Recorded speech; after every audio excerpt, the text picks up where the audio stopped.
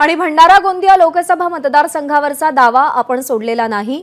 गोंदियातल्या सभेमध्ये प्रफुल्ल पटेल यांनी हे वक्तव्य केलंय।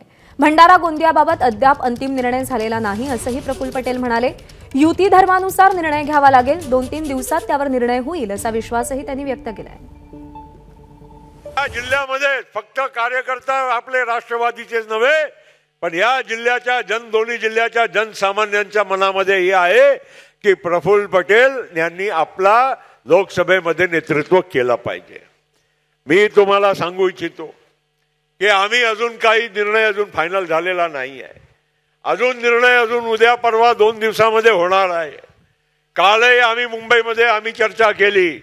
कोणी हे समजू नये की आपण राष्ट्रवादीनी रामराम करून टाकलेला असं काही समजायचं कारण नाही। एबीपी माझा, उघडा डोळे बघा नीट।